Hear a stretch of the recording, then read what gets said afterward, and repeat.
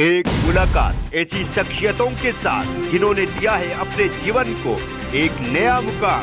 रूबरू कराएंगे ऐसी कुछ हस्तियों के साथ एक खास शख्सियत के साथ मुलाकात जयदेव पटेल के साथ नंबर 1 इंडिया न्यूज पर। नमस्कार व्यूअर्स, मैं जयदेव पटेल और आप देख रहे हैं नंबर 1 इंडिया न्यूज। आपका एक बार फिर स्वागत है एक खास शख्स के साथ मुलाकात प्रोग्राम में। आज हमारे साथ खास मेहमान है राजस्थान हाईकोर्ट के पूर्व न्यायाधीश जस्टिस पांचन जैन। जस्टिस पांचन जी, आपका बहुत बहुत स्वागत है आज हमारे प्रोग्राम में। थैंक यू जी जस्टिस पांचन जी, आपसे मेरा पहला सवाल है कि अभिव्यक्ति की आजादी की बात तो सब कर रहे हैं, पर क्या हम तैयार हैं इस बात को करने के लिए? और ये सवाल इसलिए आम हो जाता है क्योंकि परिस्थितियां ऐसी बनी हुई दिखाई दे रही है कि आजकल हर छोटी छोटी बात पर सेंटीमेंट हर्ट हो जाते हैं।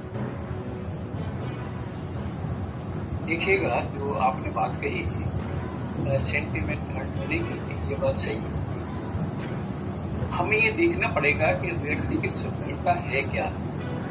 अमेरिका में जो अभिव्यक्ति की स्वतंत्रता है वो अपरिमित है। धर्म की जो आजादी दी है वो भी अपरिमित है। और बंदूक रखने की भी आजादी है, वो भी अभिव्यक्ति की स्वतंत्रता नहीं आती। तो ये तो वहां की स्थिति है। हमारे यहाँ पर जो है इसमें जो है 6 अपवाद रखे हैं कि जिसके संबंध में अभिव्यक्ति की स्वतंत्रता को लिमिट कर सकता है, प्रतिबंधित किया जा सकता है, इसे माना जा सकता है। लेकिन उसके साथ भी इशू लगा दिया, उसके साथ भी ये लगा दिया कि ये युक्तियुक्त होना चाहिए, एकदम सारभूत और युक्तियुक्त होना चाहिए। और युक्ति के लिए भी उन्होंने इस संबंध में भी एक और प्रतिबंध दे दिया कि युक्ति जितना प्रतिबंध कड़ा होगा उतना ही युक्ति को साबित करने का भार जो है वो सरकार पर इसका जो है बर्डन होगा कि वास्तव में जो है ये जो है अभिव्यक्ति के स्वतंत्रता की अवहेलना है या नहीं। तो ये छोटी छोटी बातों को लेकर ये नहीं है। पब्लिक ऑर्डर शब्द में और ब्रीच ऑफ पीस में काफी अंतर है। ब्रीच ऑफ पीस तो 144 धारा लगा दी, उसका जो आपने खंडन किया वो तो एक मामूली सा एक मजिस्ट्रेट इसको ऑर्डर दे सकता है। लेकिन ये अभिव्यक्ति की स्वतंत्रता तो इसका सीधा संबंध देश की सुरक्षा, पब्लिक की सुरक्षा, साधारण जनमानस की सुरक्षा, जनमानस की प्रॉपर्टी की सुरक्षा, तो आम जो है लोक व्यवस्था खंडित नहीं। आपने ऐसा भाषण दिया, आपने ऐसी धर्म की भावना को उत्तेजित किया, तो उससे जो है असर ये हुआ कि 2 पक्ष जो है एक दूसरे के दुश्मन हो गए और आपस में भिड़ पड़े। ऐसी लोक व्यवस्था बदलने पर जो है हो सकती है, ये छोटी छोटी बातों पर जो है ये नहीं हो सकती।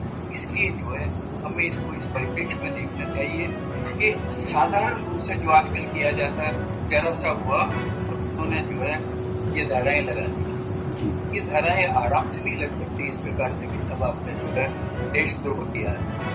मृत्यु धारा है, जिस देश के धारा पे जो है गांधी को और बड़े बड़े नेताओं को जो है फांसी की सजा दी गई थी, तो इन्होंने जो है धर्म युद्ध लड़ा।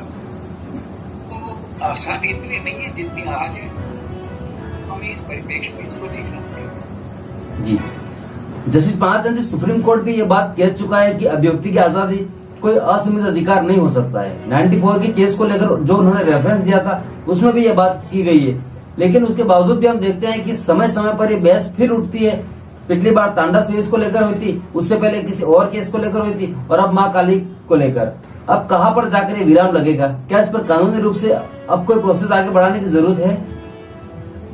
देखिए, 2 बातें हैं। एक तो कानून तो ऑलरेडी जो है संविधान से बड़ा तो कोई कानून नहीं है, और संविधान का कानून जो है आज से नहीं, ये तो शुरू से है। और सबसे पहले इसमें 1994 से पहले जो मुकदमा हुआ था 1954 में, 54 के से आरंभ हुआ था, जब से कानून वही है। लेकिन कानून में जो परिस्थितियां बनती रहती है उसके आधार पर कानून का इंटरप्रिटेशन होता है। तो समय समय पर जो इंटरप्रिटेशन हुआ है, कभी कैसा हुआ, कभी क्या हुआ, लेकिन सार्वभौमिक उसका सिद्धांत यही था, पब्लिक ऑर्डर, देश की सुरक्षा और सामाजिक हित, ये 3 बातें आप देखकर अपना काम। जब तक ये 3 बातें उपस्थित नहीं होंगी, जब तक यह बन नहीं सकता। आज छोटे छोटे से केसेस में जो है आपने ये किया, ये जो है आपने आपके विरुद्ध जो है देशद्रोह का मुकदमे चलते हैं। देशद्रोह इतना आसान जी। इसको सीमित तो नहीं कर सकते,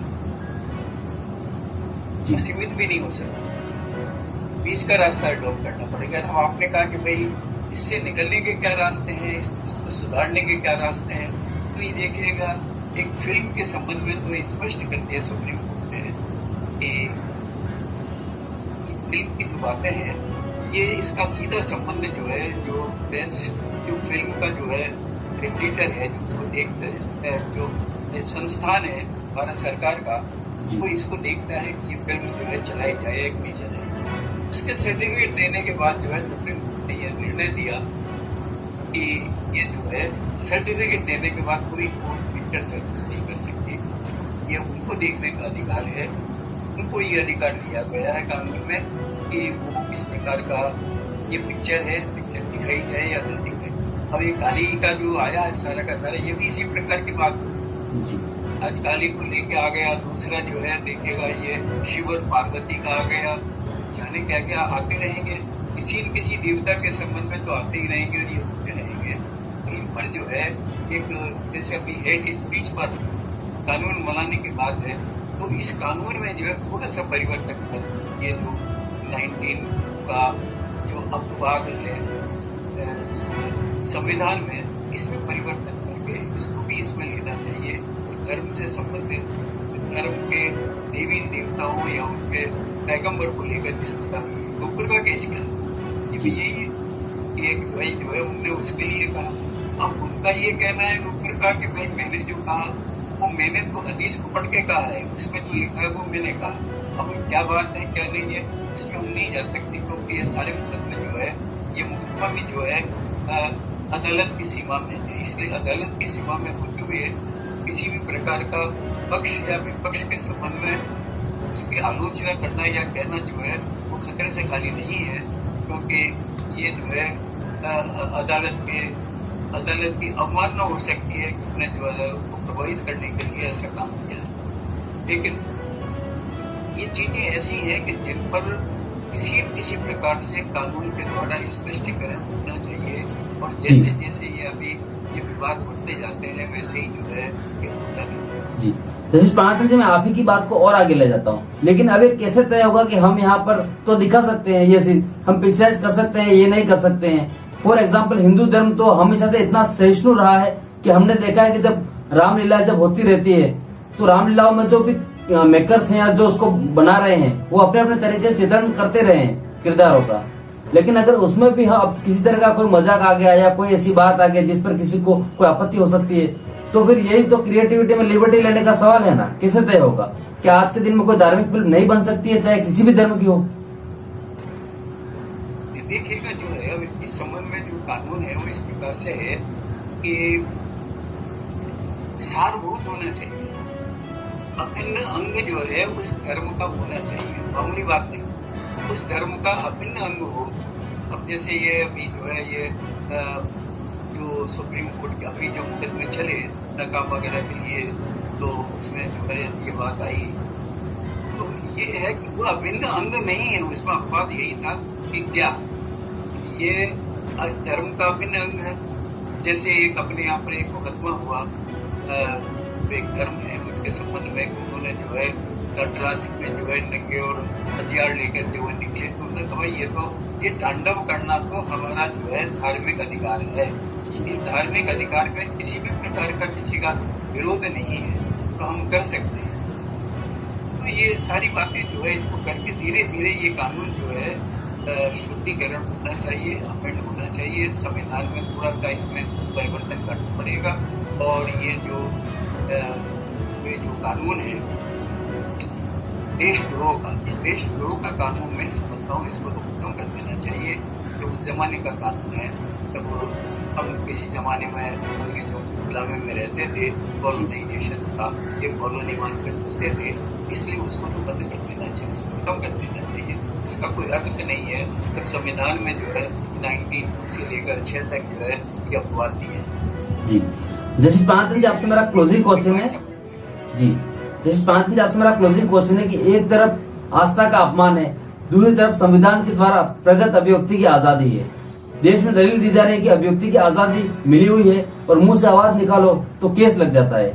एक ट्वीट कर दो तो केस लग जाता है। कुल मिलाकर व्यक्ति की आजादी के नाम पर कहने के लिए बचे कहाँ हैं? जिस सत्ता के खिलाफ बोल दो तो नोटिस है, जिस धर्म के संदर्भ में बोल दो तो नोटिस है। कुल मिलाकर सत्ता के खिलाफ बोलने की कोशिश करोगे तो उसकी सजा भुगतनी पड़ेगी। देश के नागरिकों को इस समय यही समझाया जा रहा है सत्ता के द्वारा। थोड़ा आपसे दृष्टिकोण तो मिले कि आखिर हम खड़े कहाँ हैं? ठीक बात कही आपने। तेरह से मामलों में मैंने निवेदन नहीं किया और खुदलाए भी सही कन्हैया का केस क्या था, कन्हैया के केस किसी प्रकार से उसने कुछ कहा और वो कर दिया। अभी भी जितने भी केसेस आते हैं इन केसेस का कंपेरिजन हम गांधी के केस से कर सकते हैं। गांधी के खिलाफ भी तो जो है देशद्रोह का मुकदमा था, तो देशद्रोह के मुकदमा में सिंपल से छोटे से आदमी को हमने जो है गांधी के बराबर लाके खड़ा कर दिया। ये कानून हमारा थोड़ी है। ये बिल्कुल जो है ये कानून को वास्तव में जो है आईपीसी में कानून नहीं चाहे पाक में जोड़ा गया है। आईपीसी में भी जो है ये कानून आया, उसमें कानून में भाग में जोड़ा गया था इसमें। तो ये इसका परीक्षण होना चाहिए, इसमें कोई शक नहीं है कि हम जो है इस बात को मान के चले कि हमारा राइट जो है, right subject to the society है, right subject to the country है, right subject to every other thing. मेरे राइट को भी वो अफेक्ट करता है तो भी होना चाहिए। लेकिन ये छोटी छोटी मामले में जिस प्रकार से करते हैं कि राज्य के खिलाफ इस प्रकार का मुकदमा करने का जो है डिफेमेशन के ये पहली से प्रोसिक्यूशन का मुकदमा होना चाहिए अगर हो सकता है, क्योंकि वास्तव में जो है जरा सा मामला हुआ उन्होंने जो है ये देशद्रोह की धारा लगा दी, 103 लगा दिया, ये लगा दिया। ये अच्छा प्रोसेस नहीं है। प्रोसेस को हमें सुधारना पड़ेगा जी। अभी जो है मोदी जी ने जो है आज मोदी जी अभी थोड़ी देर पहले ही जो है एक संस्थान में एक संत के संबंध में भाषण दे रहे थे, तो उन्होंने बड़े अच्छे ढंग से जो है इसको समझाया है कि भाई देखिएगा ये जो है ये जो धार्मिक भावना है वो क्या है और क्या नहीं है, इसका भक्ति से कैसा संबंध है, तीर्थों से कैसे संबंध है। ये बहुत अच्छा तरह से जो है उन्होंने समझाने का प्रयत्न किया। तो ये धीरे धीरे आएगा, क्रमवार आएगा। संशोधन कानून में बहुत जरूरी है, बहुत जरूरी होगी। पर्टिकुलरली जो है ये जो सेडिशन के जो मामले हैं, देशद्रोह के मामले हैं, इनके संबंध में कानून या तो खत्म हो या नया कानून बने। और इसमें भी जो है एक्सेप्शंस में भी जो है थोड़ी पार्ट जो है ना इसको करना पड़ेगा।